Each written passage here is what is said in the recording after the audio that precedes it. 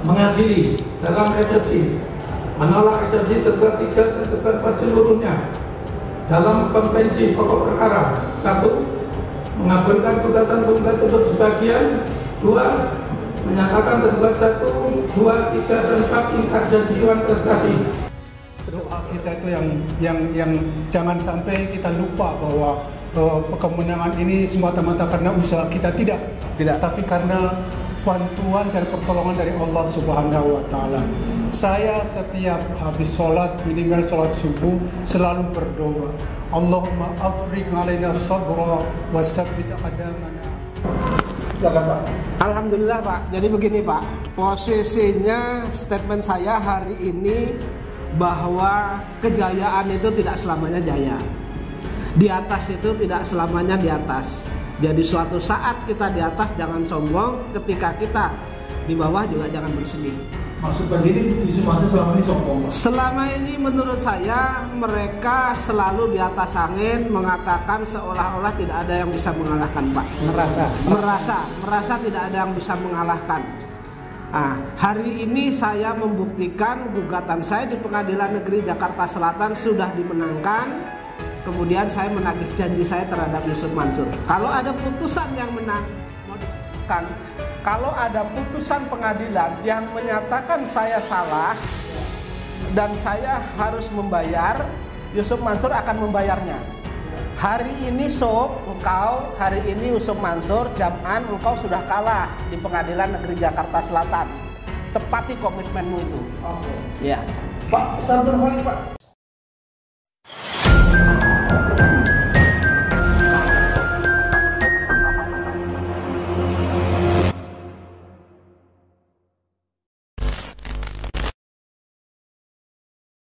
Peserta atau investor batubara dengan Jam'an Nurul Mansur. Sebelahnya Pak Zaini Mustafa, sang penggugat Jam'an Nurul Mansur dan beberapa pihak terkait investasi batubara tahun 2009 di Masjid Darussalam Kota Wisata Ubud. Sebelahnya Pak Kini Muhammad, pengurus dari Yayasan Pelita 5 Pilar, dan di ujungnya ada Pak Sudaryanto, pengacara kita. Setelah ditunda 1 minggu pembacaan keputusan hari ini, akhirnya keputusan perkara antara Pak Zaini Mustafa melawan Jam'an dan beberapa pihak dibacakan oleh majelis hakim. Pak Zaini, saya silakan untuk menyampaikan hasil apa yang dibacakan oleh majelis hakim hari ini, Pak. Alhamdulillahirobbilalamin. Bismillahirrahmanirrahim. Baik Pak Darso, pada hari ini saya, ya mungkin beserta teman-teman saya yang selalu mengikuti saya, hari ini baru mendapat kebahagiaan luar biasa Pak. Ya. Kebahagiaan luar biasa itu disebabkan karena hari ini gugatan saya dalam perkara nomor 28 di 2028 di Pengadilan Negeri 2022, nomornya 28 tahunnya 2022 di Pengadilan Negeri Jakarta Selatan telah diputus Pak Darso. Ya. Dalam putusan tersebut itu majelis hakim berpendapat, ya, memutuskan bahwa Yusuf Mansur dan kawan-kawan para tergugat Pak, Adi Partner Perkasa, kemudian Adiansah, kemudian Yusuf Mansur atau Jam'an, kemudian BMT Darussalam dinyatakan wan prestasi Pak. Artinya? Dinyatakan wan prestasi bahwa mereka tidak memenuhi janji Pak. Iya. Ya, artinya memang ada investasi yang dibuat, kemudian saya melakukan investasi, kemudian mereka tidak memenuhi janji-janjinya, sehingga dikatakan wan prestasi. Ya. Kemudian dari gugatan itu saya berinvestasi pada 2009 itu 85 juta. Tadi majelis hakim mengabulkan bahwa Yusuf Mansur dan kawan-kawan disuruh mengembalikan modal saya 85 juta ditambah dengan keuntungan yang telah menjadi komitmen Pak. Ya. 11,3% Pak. Ya. Total keseluruhannya itu hampir 1 miliar. Ya. 1 miliar 264. 1 miliar 264 juta, Pak. Itu mereka harus bayar kepada saya, Pak. Itu ya. Iya. Kemudian mereka harus menanggung biaya perkara yang terjadi juga, Pak. Begitu. Ya. Pak, maksudnya keempat-empat itu menanggung masing-masing harga 1,9 miliar atau keempat-empatnya menanggung dengan biaya sendiri? Secara tanggung renteng. Secara tanggung renteng. Kalau mereka harus membayar 4 dibagi rata, ya silahkan dibagi rata. Tapi kalau ada salah satu yang membayar, ini ya sudah selesai itu, Pak. Ada gugatan Pak Zeni yang ditolak oleh majelis hakim? Yang ditolak, saya mengajukan sita jaminan. Kemudian saya kan hitung-hitungannya pada saat mengajukan gugatan itu, hitung-hitungannya kan seperti bunga bank, Pak. Ya. Keuntungan itu seperti bunga bank. Itu yang tidak sependapat majelis. Tetapi majelis berpendapat bahwa yang harus saya terima itu keuntungan setiap bulannya itu 11,3% itu, Pak. Gitu. Jadi selain Yusuf Mansur ada PT Yang pertama PT Adi Partner Perkasa, Pak, sebagai lembaganya. Kemudian direktur utamanya Adiansah, kemudian komisarisnya Yusuf Mansur, kemudian sebagai mitra kerjanya adalah BMT Darussalam. BMT Darussalam, dan ada dalam turut tergugat adalah Pondok Pesantren Darul Quran. apa yang menjadi kesalahan tanda kutip dia, Pak, sehingga Pak Zeni juga harus menggugat Darul Quran? Jadi begini, setelah saya melakukan investasi, kemudian tidak ada berita, tidak ada kabar anginnya, investasi itu mereka hanya mengatakan rugi saja, tetapi alasannya tidak jelas. Sehingga selama 11 tahun itu pokok saya tidak dikembalikan dan keuntungan saya tidak dikembalikan. Oleh karena itu saya mengajukan gugatan ke Pengadilan Negeri Jakarta Selatan. Banyak yang menduga di awal bahwa Pak Zeni akan kalah dalam gugatan ini, Pak, karena ya selama ini kita 3 gugatan di Pengadilan Negeri Tangerang itu hasilnya NO atau draw. Nah, banyak yang sudah menduga di awal bahwa Pak Zeni akan ditolak gugatannya. Hari ini ternyata diterima. Alhamdulillah hari ini gugatan saya dikabulkan, walaupun sebagian, Pak, tidak seluruhnya. Gitu. Ya. Itu ya Pak Zeni ya. Iya, baik. Pak Zeni, setelah ini mungkin mereka masih ada upaya hukum ya, Pak? Mekanisme upaya hukum bisa saja mereka mengajukan banding, kemudian setelah banding kasasi, terus kemudian nanti misalnya PK, kan begitu, Pak. Tetapi saya ingin menagih janji Yusuf Mansur, komitmen dari Yusuf Mansur. Dia mengatakan kalau ada putusan pengadilan yang menyatakan saya salah dan saya harus membayar, Yusuf Mansur akan membayarnya. Hari ini hari ini Yusuf Mansur, Jam'an, engkau sudah kalah di Pengadilan Negeri Jakarta Selatan. Tepati komitmenmu itu. Oke. Ya. Pak, satu hal Pak Zeni kan adalah anggota dari tim task force-nya Jabal Nur atau investor batubaranya dengan Jam'an pada tahun 2009 lalu dari Masjid Darussalam. Pak, masih ada 200 lebih Jam'an di sana yang belum menggugat, Pak. Sebagai ketua tim, apa yang menjadi upaya Pak Kholik agar semua investor itu keluar dan menagih hak-hak mereka terhadap Jam'an dan pihak-pihak terkait, Pak? Silakan Pak Kholik. Baik. Bismillahirrahmanirrahim. Assalamualaikum warahmatullahi wabarakatuh. Waalaikumsalam. Teman-teman sekalian yang dirahmati Allah dan jamaah Masjid Darussalam secara keseluruhan, tempat di mana kita dari sejak awal tahun 2009 sampai sekarang itu menjadi komponen pemakmur Masjid Darussalam dengan berbagai macam aktivitasnya, termasuk salah satunya adalah aktivitas investasi sambil bersedekah yang dibawa oleh Yusuf Mansur yang ketika itu berpresentasi di depan jamaah sekalian. Adapun perkembangannya ternyata bahwa proyek investasi batubara Jabal Nur atau JPN itu mengalami kemacetan dan stagnasi sejak tahun 2010 ke sini selama kurang lebih 11 tahun. 11 tahun 11 sampai 12. hampir 12 tahun. Maka Yusuf Mansur sejak awal bersikeras atau bertekad untuk tetap mengembalikan modal pokok daripada para investor sebagaimana yang dijanjikan, bahwa bagi setiap investor yang ingin melanjutkan silakan lanjutkan, kalau ingin berhenti nanti akan dikembalikan modal pokoknya. Juga demikian kalau proyek ini gagal atau prestasi, maka Yusuf Mansur berjanji akan mengembalikan modal pokoknya. Nah, berkaitan dengan itu, ucapan janji Yusuf Mansur itu sempat diterapkan atau dilakukan sekitar 1 tahun di tahun 2010. Setelah itu dengan jumlah yang sangat kecil sampai total sekitar kurang lebih nggak ada 1 miliar, kurang lebih 1 miliar selama 1 tahun, dicicil setiap bulannya sekitar 500 jutaan.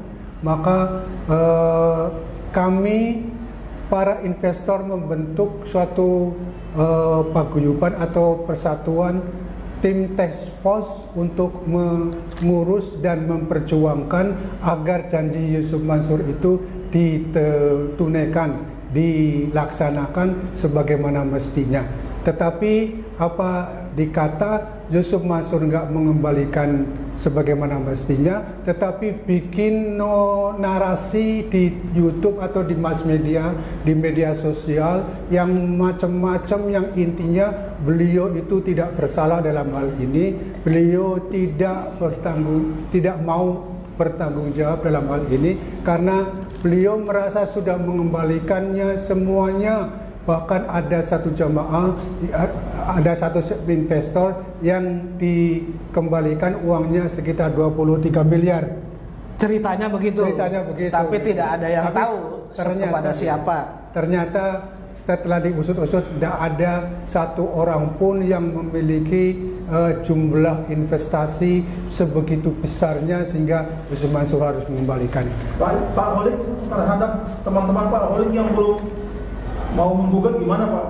Jadi awalnya ketika kami itu memutuskan untuk memperjuangkan lewat pengadilan, banyak orang yang apatis, banyak investor yang ragu-ragu atau malah mengejek.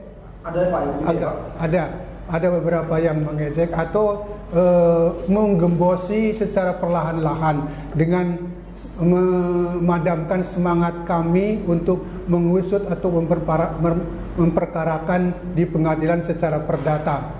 Nah, oleh karena itu dengan kasus atau presiden keberhasilan Mas Zaini sekarang ini, maka saya sebagai ketua tim task force JBN Investasi Batubara JBN mengajak semua korban investasi bodong batubara bikinan Yusuf Mansur untuk mari sama-sama menggugat Yusuf Mansur secara perdata agar Yusuf Mansur tidak melakukan hal yang sama di masa yang akan datang, baik secara sembunyi-sembunyi, baik secara parsial maupun secara keseluruhan, secara nasional, agar umat ini bisa terselamatkan dari kezalimannya Yusuf Mansur. Kita ke Pak Heri Muhammad. Pak, selama ini Yayasan Pelita Diwakili akan mewadahi atau membantu mengadvokasi teman-teman korban investasinya Jamaah Nurul Mansur Pak. Pak, pasca keputusan ini Pak, program Pelita Diwakili ke depan apa nih Pak? Sedangkan di sana masih ada korban-korban investasi yang belum keluar Pak. Iya. Silakan Pak. Kami tetap mendampingi siapapun yang menjadi korban dari investasi yang diinisiasi oleh Yusuf Mansur. Ya. Karena kasus batubara ini kan salah satu kasus. Ya. Kasus yang lain kan masih banyak. Ya. Itu ada yang namanya patungan usaha, ada yang namanya patungan aset, ada kondotel Moyavidi, ada tabung tanah, macam-macam, bahkan sampai umroh merdeka yang sampai sekarang peserta umroh nggak merdeka-merdeka. Artinya sudah sekian tahun sebanyak lebih dari 7.000 orang sudah bayar uang muka tetapi tidak juga diberangkatkan. Nah, jadi sepanjang masih ada kurban, kita sebenarnya sejak awal mengajak Yusuf Mansur itu untuk berbicara secara baik-baik. Artinya kita mendiskusikan, lalu syukur-syukur ada solusi dan kita pun akan mendamaikan di antara pihak-pihak itu. Tetapi faktanya kan Yusuf Mansur hanya manis di mulut. Dia mengatakan kalau ada masalah silakan datang ke rumah saya. Didatangi oleh teman-teman itu ternyata dia kabur. 2 kali dia kabur. Lalu karena teman-teman ini rata-rata muslimnya muslim taat, mengajak mubahalah. Ternyata Yusuf Mansur di bulan Februari 2022 diajak mubahalah oleh para investor di Masjid Darussalam, kota wisata Kabupaten Bogor. Ternyata dia tidak ada kabar. Lalu didatangi ke rumahnya, dia juga ngajir. Lalu cara apa lagi? Lalu dia di televisi, di YouTube-nya dia ngomong, ya silakan, ini kan sudah ada yang ke pengadilan, silakan diproses. Nah, dia menantang seperti itu.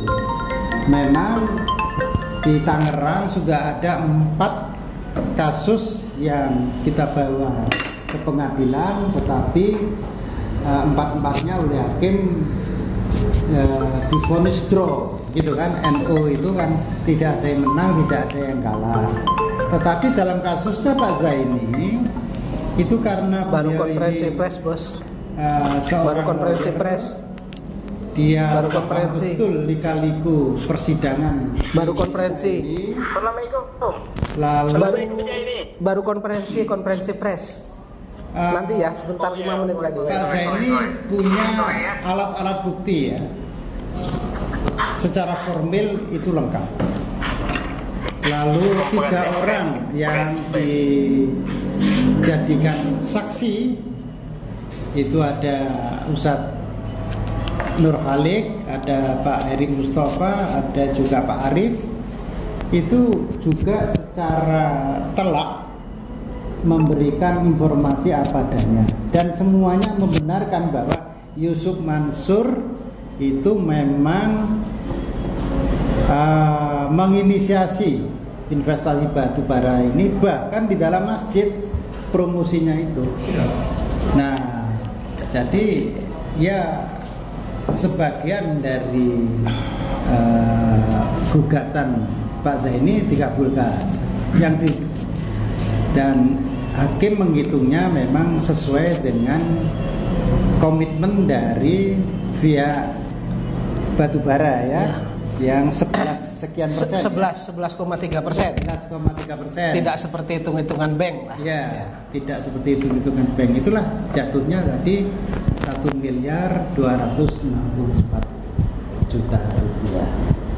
Itu Mas Darso, dan ini presiden yang baik, dan nanti teman-teman yang lain dari berbagai daerah, dari berbagai kasus, setelah mendengar kasusnya Pak Zaini Gul ini pasti akan beramai-ramai. Insya Allah.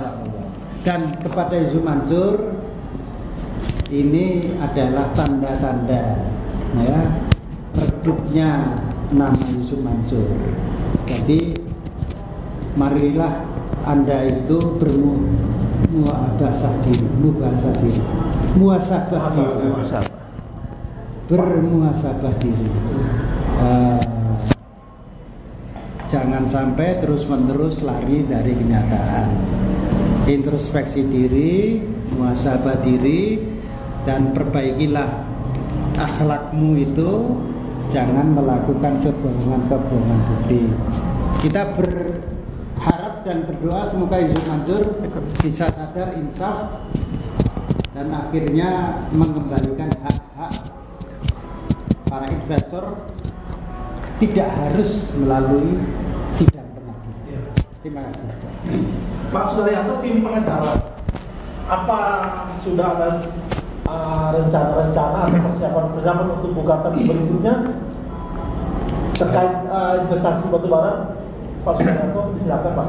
Baik, akan saya sampaikan sedikit saja, hanya tambah sedikit yang perlu nanti akan dari perkara hari ini, perkara nomor 28 tahun 2002 yang gugatannya diajukan oleh Pak Zaini langsung yang merupakan investor, merupakan langkah awal, langkah pertama.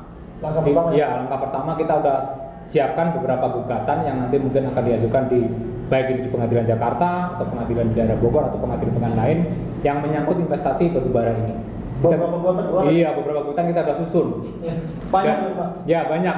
Dan ini gugatan dari ini atau putusan dari ini sebagai suatu petunjuk atau suatu arah yang akan nanti kita mencoba bahwa hasilnya akan seperti ini. Selain Pak Arief yang Pak Jadi berarti perkaranya berpanjang lagi Pak dengan penggugat yang lain Pak. Gimana Pak? Berarti perkara ini perkara menyangkut Jabal Nur ini, batubara ini diteruskan dengan gugatan yang lain Pak. Sebagaimana janji saya terdahulu kan begitu Pak. Iya. Jadi memang ada beberapa misalnya dari Pak Arief, terus kemudian yang lain-lainnya juga akan menyusul. Tapi memang tidak akan saya kumpulkan beberapa orang jadi satu gugatan gitu, enggak. Jadi sendiri-sendiri Pak. Ya. Pak, jadi statement penutup Pak soal kemenangan Pak Zaini hari ini atas Jaman Masuk Pak. Silakan Pak. Alhamdulillah Pak. Jadi begini Pak, posisinya statement saya hari ini bahwa kejayaan itu tidak selamanya jaya.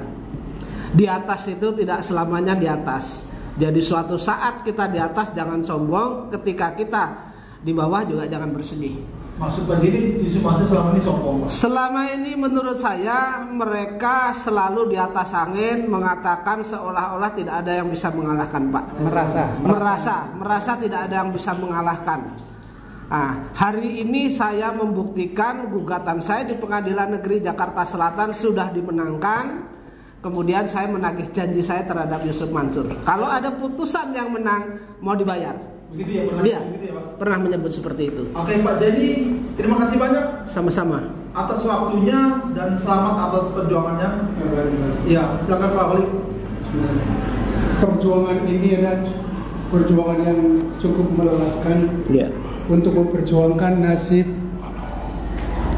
orang banyak umat Islam yang terzalimi oleh Yusuf Mansur, dan di dalamnya penyebab daripada keberhasilan Mas Zaini memenangkan sidang peradilan perdata ini adalah doa kita. Ya, doa kita itu yang jangan sampai kita lupa bahwa kemenangan ini semata-mata karena usaha kita tidak, tapi karena bantuan dan pertolongan dari Allah Subhanahu wa taala.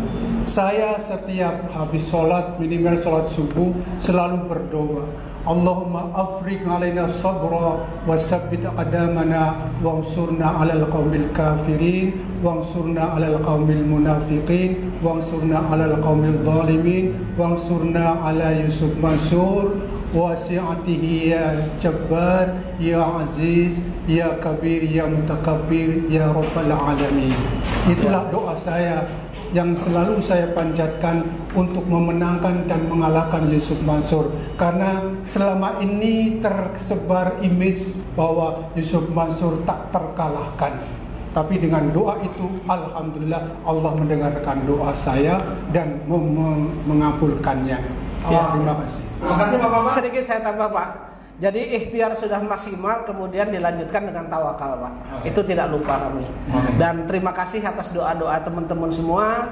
Saya ucapkan terima kasih pada hari ini, intinya saya sudah dimenangkan oleh Pengadilan Negeri Jakarta Selatan. Oke. Terima kasih Bapak.